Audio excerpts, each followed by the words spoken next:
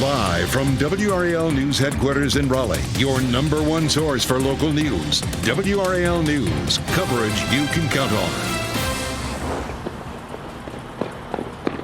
A Morrisville mother is charged with severely starving and murdering her own son inside of this home. We sit down with the chief of police to get answers.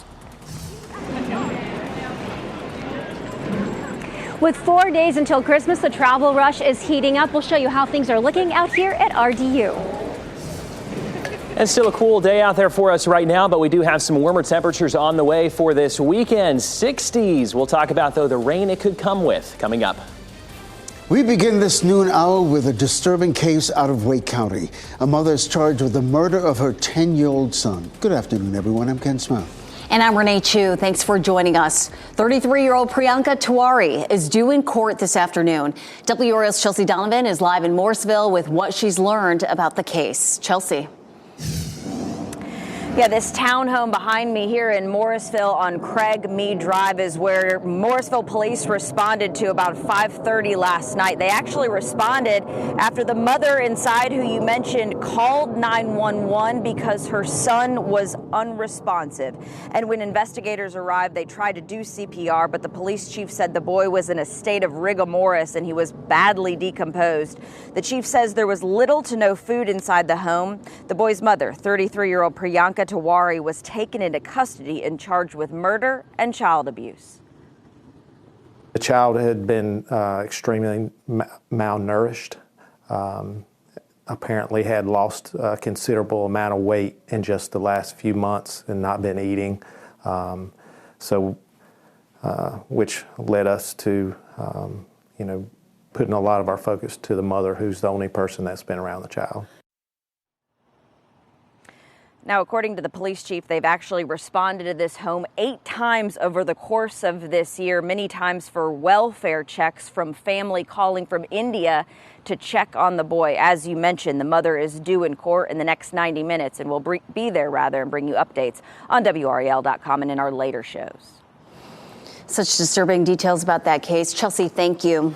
After a chilly start to the day, highs will warm up to the upper 50s. Anthony Baglione is in the WRAL Severe Weather Center with a look at our holiday forecast. Yeah, we're going to see temperatures continue to warm here into this weekend. We've seen some cloud cover kind of build in for us already. We're going for partly cloudy skies overall. There's been some sunshine peeking through, but this kind of tells the story right there, that cloud cover that has kind of streamed in from the west. We take a look at current satellite right now. A lot of our northeastern counties not seeing a lot of that, but most of us from the triangle back to the west, that's kind of where it's coming from as a disturbance back to our west. But again, not going to come with any rainfall, just the cloud cover out there for us right now. 56 in Raleigh, Durham, 50 in Roxborough. We're at 53 in Clinton, 53 in Goldsboro as well. We definitely are warmer than where we started this morning off in the 20s and 30s, and we'll continue to climb a couple degrees this afternoon.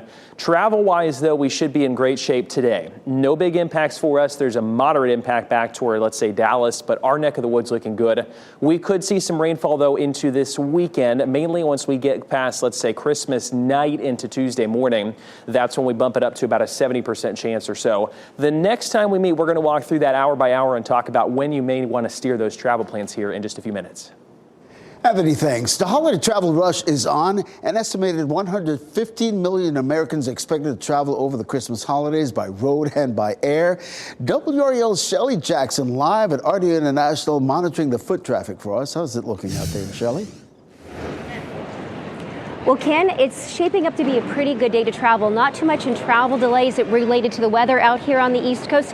Here at RDU, let's look at the board. There have been 12 delays so far today, but you can see here, most of these flights are on time. Some have already landed. I think I might hop on the one for Freeport, the Bahamas. Let's look over here at the lines for TSA. They're not too bad, and when there is a little bit of a line, it tends to move pretty fast. And then over here at ticketing, well, there was a little bit of line before we started, and now they're pretty gone. So it's really kind of an ebb and flow. And when you're traveling here on Christmas, it tends to be a little more spread out than, say, Thanksgiving, and it gives travelers a little more room to breathe and a little less stress. I just allotted myself a little bit of extra time to, be able to get checked in and get on my flight and make sure I'm not rushing along, because then it starts causing me a bunch of stress that I don't need on top of an already stressful time of the year. So no delay? No delay. And out here, this is my favorite part of the airport, where you can see folks getting off the airplane and meeting up with their families. And we were talking to someone who works out here at the airport. He said this morning between 3:30 and 5, TSA was packed. The line was already out here, as well as the ticketing lines. So it really seems to be kind of an ebb and flow depending on when you get here. When we arrived, no one was here. It was pretty quiet. In the last hour, we see a little bit more of a crowd. So it just really, I think, is luck on when you're departing. Ken? It was quite the morning rush. Shelley Jackson reporting at RD International. Shelley, thanks. From the skies to the roads, AAA forecasts 3.5 million North Carolinians will be driving to their holiday destination. To help ease the congestion on the roads, the state DOT will suspend most construction on major highways. Beginning tomorrow morning through January 2nd, most work along interstates, U.S. and key state routes will be suspended. Exceptions include bridges being replaced and long-term lane construction that cannot be temporarily removed. One such spot is I-40 in Haywood County, where lane closures will stay in place for safety reasons. As we head into the new year, get ready for some changes on I-40 between Raleigh and Johnston County. WRAL's Brian Schrader checked in with engineers for an update on that major widening project. Brian. Renee, drivers celebrated earlier this year when the DOT opened 2 new lanes in each direction of I-40 between 440 and Raleigh and the Clayton bypass. Now, 5 years after beginning construction on this big project, crews are now entering the final stages. Take a look at this video Sky 5 shot early this morning. Crews are now focusing on upgrading that NC-42 interchange with a diverging diamond design, and they're building a brand new interchange at Cleveland Road. NCDOT engineer Robert Bullock told me that the new exit should help commuters avoid congestion around businesses on Highway 42. There's still going to be plenty of traffic for the businesses, but I think it'll help a lot of people that are just trying to get around at different parts of the day or in the evenings and morning to get off on Cleveland Road and kind of shoot around and allow others to get to the businesses faster on 42. In addition to the work around NC-42, crews are also finishing this big interchange that ties Interstate 40 with the Clayton bypass and eventually NC-540, which is still under construction. So here is the latest timeline from NCDOT. You can expect some traffic shifts on I-40 around 42 and Cleveland Road as we head into the spring, but everything should be finished in the summer, Renee. And drivers will be celebrating then. All right, Brian, thank you. 6 Americans who were wrongfully detained in Venezuela are back on U.S. soil. It comes after the Biden administration negotiated a prisoner swap of 10 Americans in exchange for close ally of Venezuelan President Nicolas Maduro. The release unfolded so quickly that family members didn't make it to the San Antonio, Texas airfield, where 6 of the 10 walked off a plane. One of the Americans was wrongfully imprisoned on terrorism charges and accused of conspiring with the political opposition of Maduro. I didn't know if I would ever make it out. And it's really scary to be in a place where you're used to having freedoms and you're locked into a cell, sometimes with 4 other people, very tiny cell. And to realize, am I ever going to get out of this? 4 other Americans were flown to Miami. Also, an American who has been wrongfully detained in Russia for 5 years says he fears for his safety. Paul Whelan says he is being targeted by an official at a remote prison camp in retaliation for the official being admonished for the November 28th assault. In December 2018, Russian officials detained Whelan after accusing him of being a spy. The United States Marine Corps veteran was sentenced to 16 years in prison. In May, State Department officials say they are working to secure his release. Colorado Supreme Court justices are receiving threats after disqualifying former President Donald Trump from the state's primary ballot. The decision prompted a flood of threats against the justices who ruled in the case. Advance Democracy, a nonprofit organization that conducts public interest research, identified significant violent rhetoric against the justices and Democrats. They found that some social media users posted justices' email addresses, phone numbers, and office building addresses. It's a big weekend for football on WRAL and Fox 50. It all starts Saturday at 4:30 in the afternoon on WRAL when the Pittsburgh Steelers take on the Cincinnati Bengals. NFL Sunday begins on Fox 50 at 1 p.m. The Carolina Panthers look for another win against the Green Bay Packers. Then at 4, it's the Dallas Cowboys against the Miami Dolphins. There's also a game on Fox 50 on Christmas Day. The New York Giants play the Philadelphia Eagles at 4:30 on Monday afternoon. Next at noon, the reasons behind a surge in emergency contraception sales as we get ready to ring in the new year. Also, COVID cases are on the rise. The information from the Centers for Disease Control about the newest variant now making its way across the country. Plus, a behind-the-scenes look at NORAD that will help us track Santa's sleigh on Christmas Eve. Keep watching WRAL News over the air Channel 34 and Spectrum Channel 1257.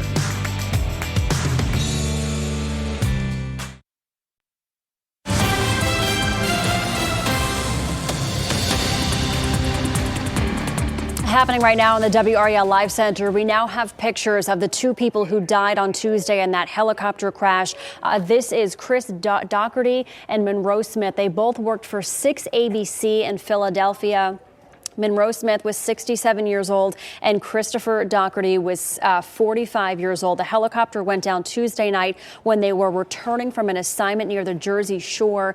The team there says they have been part of the Action News team for years. Smith was a retired Army pilot, was so proud of his son, who is also a military pilot. And we've learned that Doherty is survived by 2 daughters and a wife.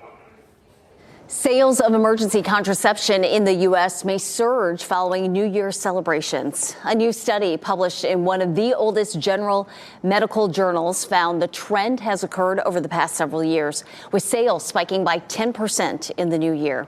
New Year's Eve gatherings are often associated with decreased access to and use of contraception. The study found that Valentine's Day and Independence Day were also associated with more sales, but to a lesser extent. Well, COVID cases are on the rise again. And according to the Centers for Disease Control, the rates of infection are expected to continue on a steady incline through the holidays. As Jonathan Seary reports, the latest variant, JN1, appears to be more contagious than some other COVID forms, as indicated by its rapid spread. Just in time for all those holiday gatherings, COVID is on the rise once again. The CDC says all Americans should be on the lookout for the latest variant, JN.1. It's now the fastest growing strain in the U.S., accounting for about 21% of new COVID infections. The variant first emerged back in September. It's thought to have originated in India and spread quickly there due to a lack of mitigation efforts like masking and social distancing. People kind of want to forget whatever happened in the past and they want to move ahead. So they think that the COVID does not exist now. So because of that ignorance, there is increase in number of cases. COVID hospitalizations and deaths both increased about 3% in the past week. Public health officials say because this latest variant is so contagious and because of the winter and holiday seasons, there's more opportunity for the virus to spread. And those at-home testing kits aren't as effective at detecting the new strain. What we're seeing now is often you have to be symptomatic for a few days for those home test kits to pick up COVID. Good news, there's no evidence yet that it causes more severe illness than previous variants. Still, health officials and lawmakers are pleading with the public to remain vigilant and get the latest vaccine boosters. And you still got hangover from COVID, a couple years after the peak of COVID is gone. And that's not just in America. And that was Jonathan Seary reporting. Now, the CDC says the latest boosters are expected to work against the JN1 strain. Okay, we are just days away from when Santa will soon be delivering presents around the world. He and the reindeer log a lot of miles doing that. Oh, they do. For nearly 70 years, the North American Aerospace Defense Command, better known as NORAD, has been helping us track Santa's every move. Kennedy Hayes takes us behind the scenes for a look at the preparations.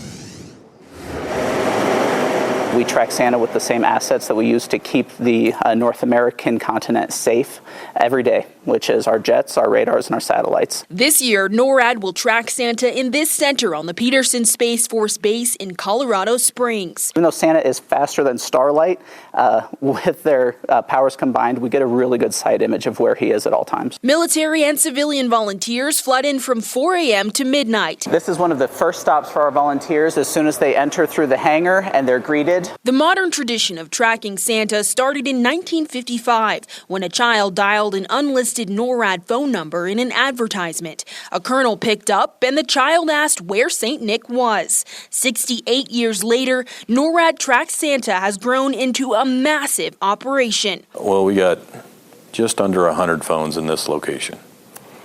We'll probably take, in the past, we've taken over 250,000 calls in the 20-hour period of time. Preparing to share Santa updates in 8 different languages means all hands on deck for volunteers and U.S.-Canada NORAD teams. Last year, we took a call from a group of kids in Ukraine who were calling on a little battery phone, and they said all that they wanted was for Santa to turn their power back on. So it's moments like that that just give us all pause and remind us of the global reach that NORAD Track Santa has and the importance. And that was Kennedy Hayes reporting. Now, of course, NORAD can't predict exactly when Santa will be coming down your chimney, but it appears he only arrives when children are asleep. We have some exciting news to share with you. WRAL's 35th annual Coats for the Children campaign has raised more than $168,000. Now through December 31st, drop off a new or gently used coat, hats, and gloves to outfit a child for the winter. You can drop off coats at your local Jiffy Lube. One local organization shared why it decided to get involved. What Rough Riders is, any member coming in has to do a charity. So a young lady years ago decided that we were going to do a charity for Salvation Army, donating coats, and we just stuck with it. So, and honestly and truthfully, we just want to help where we can. You can make a secure donation at WRAL.com/coats, or you can scan the QR code on your television right now to give. Again, you have until the end of the year. Let's keep that total growing. Of course, as cold as it's been the last couple of days, we know those coats are very valuable. Very much so. Coat weather for sure as we kind of warm up in the afternoons, but then by the weekend, Anthony, it'll get warm. Yeah, today officially is the first day of winter. We technically hit the solstice later on this evening, just after about 10 o'clock or so, when the official start is, but it still feels like it out there for us. We're slowly starting to warm up nicely. Here is a live look, though, our Fayetteville camera. One thing you've likely noticed if you've been out, some of the clouds have kind of streamed in from our west, and they're pushing across most of our viewing area. Here's where we sit right now. Our satellite, you can see there are some breaks. There's some sunshine getting through, but it's these very upper level high clouds that kind of obscure that sunshine just a little bit. Temperatures, though, thankfully have still warmed up nicely. We're at 56 in Raleigh, Durham, 55 in Goldsboro, 53 in Clinton. Due to that, I've actually bumped up the high temperature just a couple degrees in Raleigh. I think we'll probably be right about 58, 57 or so. That's where we go today, and then here's where we look the next couple of days as we head into the weekend, or 58 rather for our Saturday. We're right about 57 today. 64 Christmas Eve. We're at 65 on Christmas, 62 as we head into our Tuesday. We should be good to go until we get into that next system that arrives there Christmas night into Tuesday. That's where we're going to watch this kind of front pushing through. It will have some showers with it. It does not look like it's going to come with a severe threat or anything like that, thankfully, but it could make traveling back home or just anybody still coming into town on Tuesday a little bit wet. Here's where the system currently is. There could be almost a little bit of a clipper, just a smaller system, if you will, up toward Ohio by early Saturday morning. Our next one, though, comes in from the west, you see, by about Sunday, Monday time frame. We get to Monday afternoon, Christmas heading into the night, afternoon, late afternoon or so. Most of the moisture is still down to the west. We should still, or most down to the south, rather. We should be dry up until this point. So I think the bulk of our forecast here through the weekend, through the majority of our day on Christmas is looking good before that rain gets in on Tuesday. Once it's here, it sticks with us for a little bit. There's Wednesday early morning, and then it is out of here. So traveling home should be okay on Wednesday if you can push those plans back just a day or so to kind of save yourself that hassle of driving in the rain. Otherwise, it will be all rainfall, no winter weather. Our beach forecast here as we head into tomorrow. If you're planning to spend the holiday here at the coast, 59 Wilmington, 56 Wrightsville, chilly there, 49 at Nags Head, but otherwise should be feeling pretty good as far as a lot of sunshine. All across the mountains, 58 Asheville, 62 Bryson City, 52 in Boone. No snow or anything expected, but I think it still will be pretty chilly for those ski resorts and just everyone headed that way to still enjoy a pretty good time. Heading through the next couple days into our holiday itself, 58 for us today. Again, that first official start to winter is about 10:20 or so this evening, so just keep that in mind. 53 tomorrow, 58 on Saturday. Temperatures, though, that's going to be one big story for us this weekend. They climb up there to 65 by the time we get into Christmas Day. Rain chances, though, work their way in, and then as we head into Tuesday, still stick with us. We drop to 61 on Wednesday, and Wednesday, guys, will be the better day to travel, but all in all, looking like a very nice but warm Christmas forecast for this time of year. Well, that's North Carolina. We get all kinds of temperatures around the holidays. Anthony, thank you. Attention coffee lovers. Consumer Reports puts machines and mugs to the test to find out which products keep your cup of joe hot all day long. And today at 6, we are getting you a first look at new designs for the upgrades coming to Smoky Hollow Park. Matt Tallham shows us the plans and how you can share your opinion. But our new news continues now. This nationwide pharmacy chain using facial recognition to unfairly target people of color. The punishment handed down by a government agency. Plus, an estranged member of one of Europe's richest families wants to leave part of his fortune to his former gardener, but his wishes won't be carried out without a fight.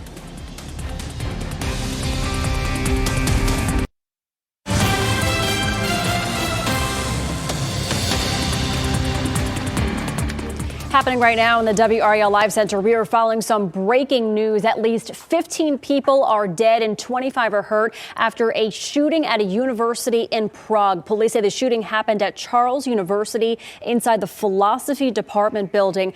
We are learning that the shooter has also been killed. Authorities said they were helping students evacuate after they locked themselves in classrooms during that shooting. Some classmates even walking to the ledge of the university building to hide. They are still searching the area, including the university's balconies, for any explosives that may be left behind. But what we know right now, at least 15 people are dead, 25 hurt, 9 seriously hurt. Awful situation. Michelle, thank you. Toyota is recalling about 1 million cars in the U.S. because of a possible defect with the sensor in the front passenger side airbag. Toyota says the sensor could short circuit, preventing the airbag from deploying in a crash. There are 6 models being recalled, covering the year 2020 to 22, including the Camry, RAV4, and Lexus ES and RX. Toyota will notify owners by mid-February. Rite Aid is now banned from using facial recognition technology for the next 5 years. The pharmacy reached a settlement with the Federal Trade Commission after the agency found Rite Aid used the software to unfairly target people of color. The FTC says the company used facial recognition in hundreds of stores to identify people likely to engage in shoplifting. The technology led employees to act on false positive alerts and wrongly identified customers as criminals. Rite Aid says the technology was part of a pilot program used in a limited number of stores. A descendant of Europe's richest family is reportedly planning to leave his former gardener at least half of his $13 billion fortune. The 80-year-old wants to cut ties with a charity he founded and instead make his employee a legal heir. Nicholas Pugh recently began the legal process of formally adopting his unnamed former gardener and handyman. Pugh refers to the unnamed married father of 2 as his adopted son. The Hermes family is reportedly the world's 3rd wealthiest. 115 million Americans on the move, most on the roads and in the air, the most since 2019. RDU is expecting to end this year with a record-breaking number of travelers as we head into this busy part of the holiday season. Coming up, what you need to know if you're headed out to fly. Plus, when do you take down your holiday decorations? Day after Christmas, before the new year, or weeks later? Turns out there is no one right answer. An expert weighs in during our next half hour. First, here's a look at the winning lottery numbers.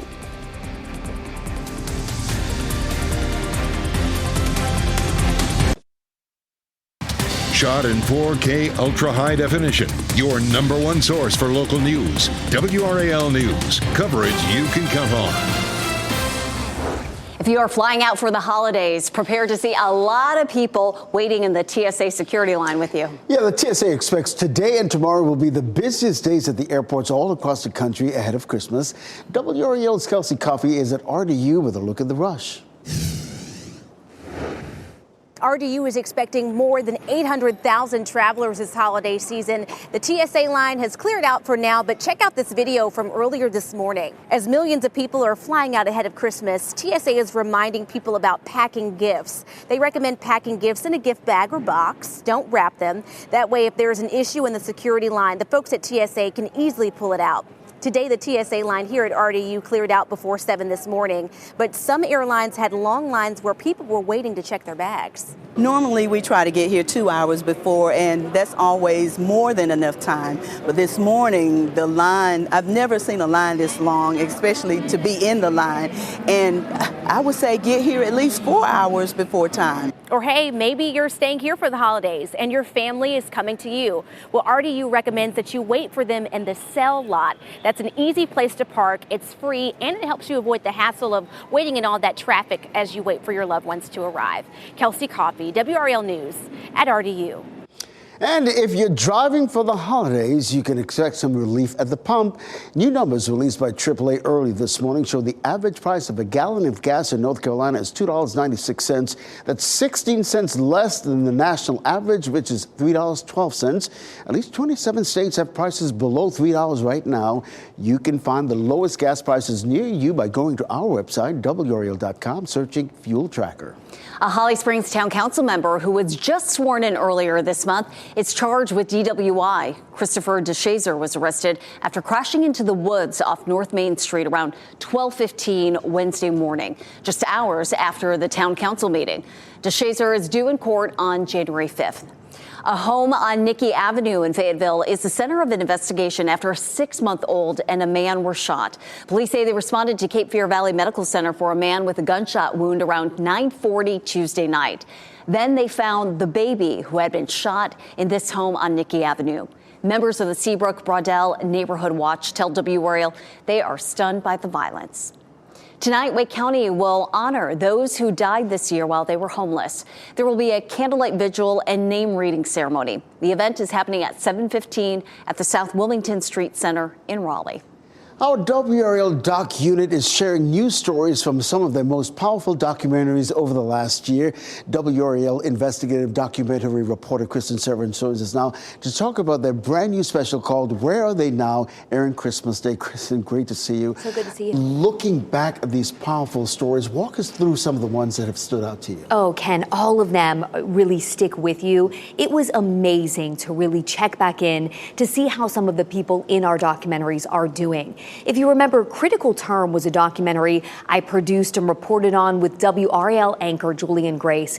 We investigated the maternal and infant mortality crisis in the U.S. and set out to uncover why Black moms and babies are dying more than any other race. You know, Black moms are twice as likely to die in North Carolina from pregnancy-related complications compared to white moms. Dayana Hughes was a pregnant mom in our documentary. She was part of this program through UNC, Duke, and Vanderbilt that paired moms with doulas. And a doula, if you don't know, is basically a coach for a mom, her advocate and partner throughout the entire pregnancy. Well, if you remember, we were there when Dayana gave birth to her son, Denver. It was an absolutely incredible experience, but it was also scary. You know, Jay Jennings, longtime WRAL photographer, was there in the hospital room during the birth, and there was a scare. You know, Dayana, she lost a lot of blood. Doctors and nurses had to be called in to save her. And we talked to Dayana and her nurse midwife, Venus Standard, about the night that Denver was born in our show airing on Christmas. Here's just a small snippet from the show. You really believed what? Having Venus and your doula there. What do you think that meant that night? I feel like if they weren't there, this would be a totally different outcome. I wouldn't be sitting here talking to you right now. Because she listened, I told her, I said, something does not feel right.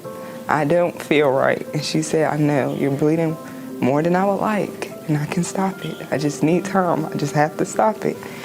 And I was like, I don't know. I don't feel like I'm gonna make it through. So it was at the time, it was really terrible. I was crying. I was like, scared. I might never get to see my son again, my mom. That's what she said to me. Nothing. So That's it was what she said. scary. I'm not gonna be here to raise my son. I said, yes, you will. And this program saved my daughter because God put them in her path. I just believe that God put everyone in place.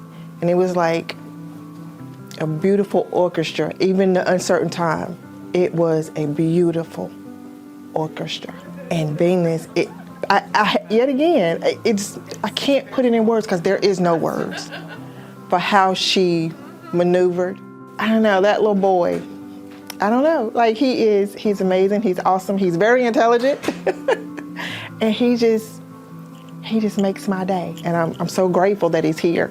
And I'm grateful that my daughter is here just to witness what God gave her. I remember how moving that was. I know, and to see him now, Ken. I mean, we're both parents. Yeah. I want to cry just even watching that small snippet. But it was really heartwarming just to see how Dayon is doing, see how Denver is doing, and really talk about that scary moment, when we weren't sure what was going to happen. And one documentary that struck with me were the hurricane victims. Yes. And many of them still weren't back in their homes. Right. Remember, they were waiting years. So during the show, we do talk to a couple. They were living in a hotel for months. We check in with hurricane survivors from our Aftermath documentary. And we also talk to a mom from our fentanyl documentary called Crisis Next Door about her really just incredible story of forgiveness. So I hope people can watch. Yeah. They will smile, and they may shed a tear or two. I think we might have to have the tissue nearby. Yes. Kristen, thanks so much. Absolutely. Looking forward to it. Of course, you can watch Where Are They Now on Christmas evening at 7:30 p.m. or by going to WRALdocumentary.com. Renee? At some point, the Christmas decorations will have to come down. But when is that point? What the experts have to say about tradition, convenience, and preference. And a little later, how artificial intelligence and technology can improve the lives of your four-legged family members. Take WRAL with you on your holiday travels. Keep up with breaking news and important weather alerts with the WRAL News app.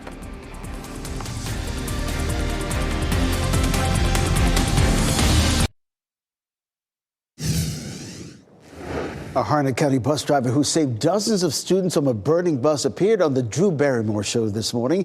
We first brought you this story last month. Monica Tyson Crawford jumped into action and helped 38 kids get off a bus near Benhaven Elementary School just a moment before that bus burst into flames.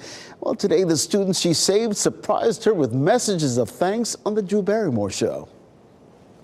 Miss Tyson, I love you because you get us home safely every single day, and you're also our school mom at Benhaven Elementary. We love you.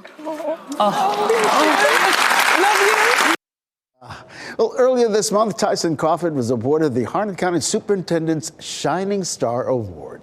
Oh, such the sweetest tributes from those students. A Michigan woman recently experienced two major milestones. She received her bachelor's degree with her newborn baby girl tucked in her gown. The 24-year-old balanced work, school, and family life with her husband for the last 6 years. Well, the couple already had a son.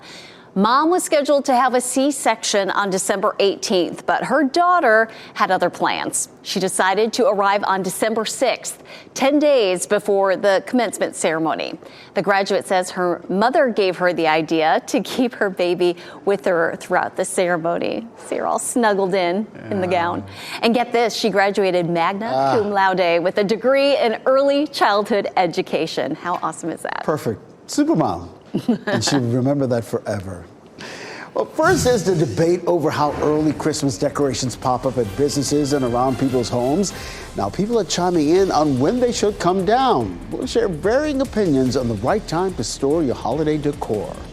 Plus, high-tech gadgets are making it easy for pet owners to track their fur babies. How some devices are making it easier to also keep them healthy.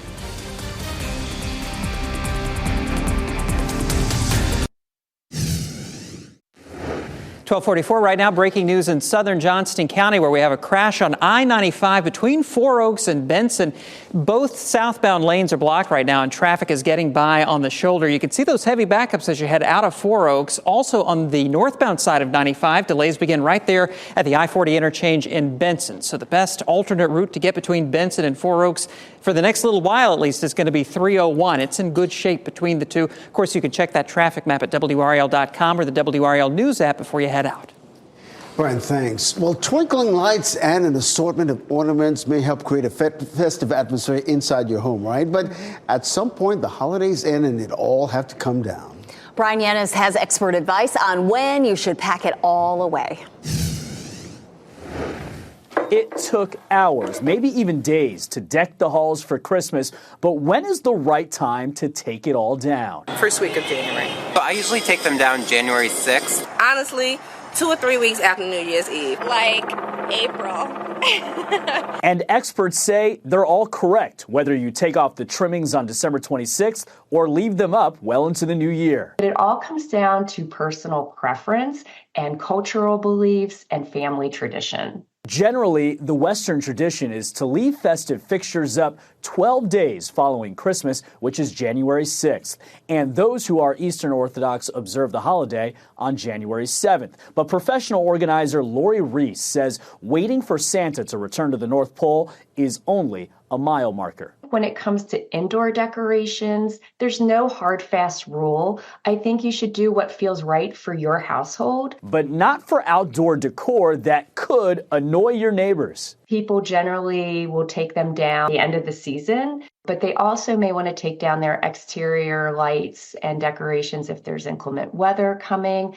They may also want to check with their neighbors and see what's customary for their neighborhood. But before packing everything away, Reese has this advice. Wrap up your Christmas lights neatly so they're not a tangled mess. If there's decorations that have gotten tired, maybe don't put them back in storage. Yeah, that was Brian Yanis reporting. Make sure you're paying attention to the health of your tree. If it dries out, it becomes a fire hazard and will need to be removed from your house earlier than planned. We have an artificial tree, so it might be up through mid-January. I don't know. Whenever the indoor stuff, we'll just take it down when we want to. And because, you want to hold on to that festive mood. Oh, absolutely. Through January. It feels festive outside in terms of the weather. It certainly does. It is cool and seasonal. And Anthony, just when we get used to that, it'll start to warm up again. Yeah, we're talking 60s, guys, for Christmas Eve and into Christmas. So we kind of have the cooler side right now, and then we slowly start to warm temperatures up into this weekend. I'm really, on the whole, though, liking the forecast here for the holiday. Just as far as a lack of rainfall, it's going to be pretty calm. Traveling should be in good shape until we get into our Tuesday and Wednesday, which we'll go over here shortly. A beautiful look, though, outside right now in Clinton. Yes, it's a little bit cool, but for the most part, feeling pretty comfortable after our very chilly start this morning. We do have some clouds kind of filtering in from a disturbance back to our west. That's not going to really bring any rainfall with it or anything. It just kind of obscures the sunshine just a little bit. That may keep temperatures from getting a little bit higher than where they otherwise could if we did not have that cloud cover in place. We're at 56, though, in Durham and Raleigh, 53. Good afternoon to you in Rocky Mount. Feeling a little bit cool, like I said, but about where we should be for this time of year. Our normal's 54. We're going to be at 58 today, 53 tomorrow, 58 once again there on Saturday, and then we see that climb into Christmas Eve, Christmas Day in the 60s. Hard to believe. It's going to be well above where we should be. Our warmest Christmas ever, though, was in the mid-70s. We will not get there, but it's just going to not necessarily feel as holiday-esque into early next week. Travel problem-wise, of course, lots of people headed out on the roads, in the air, everywhere across the United States here. Here's a look at today's forecast for any potential impacts, problems, things like that. We are good to go, smooth sailing in our part of the country. There's a little sliver back toward Dallas, and as you head up into the middle part of the country, that's a moderate impact. So there could be some showers, some thunderstorms there. The red, that high impact, starts to get a little bit closer to Los Angeles here into our Friday. But again, notice we are still good to go. Then it kind of creeps a little bit closer, I would say the moderate impact, if you will, into Christmas night into Tuesday, and that's what we're looking at, the best chances of some showers. 70% chance there Christmas night into our Tuesday. 60s, though, here through the majority of Christmas Eve, Christmas Day, 62 into Tuesday itself. Maybe a little bit breezy on Christmas, but for the most part, the days leading up to the holiday look pretty good. We take a wide view. Here's Futurecast starting us off today. We have the clouds kind of in place, but for the most part, pretty calm today and tomorrow. We don't really see any moisture starting to approach our direction until we get into this next system early next week. I'll pause this here, 6 p.m. Christmas evening. A lot of that rainfall is trying to get closer. We've seen some of the models maybe suggest it'll get here a little bit earlier. At this point, it still looks like late afternoon into Christmas night and then again into the day on Tuesday before it continues to push on out by Wednesday morning. So that at this point looks like the timing. If that changes, we will for sure fine tune that here into this weekend. We're at 53 tomorrow, 58 on Saturday. Temperature temperatures warm up there, guys. 65 on Christmas Day, 62 by Tuesday, and then still in the low 60s by the time we head into Wednesday. Anthony, we appreciate that. Well, using tech to protect your pets. After the break, how artificial intelligence is not only helping owners keep track of their fur babies, but it's also keeping them healthy. And here's a look at the Powerball numbers. No one hit the jackpot last night, so it will grow to $620 million.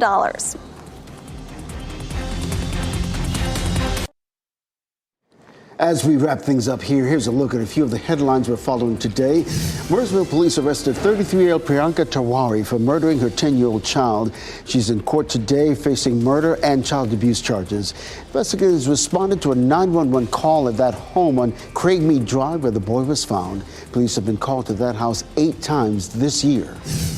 An update on the I-40 widening project. New lanes around the Clayton bypass are open. The construction started in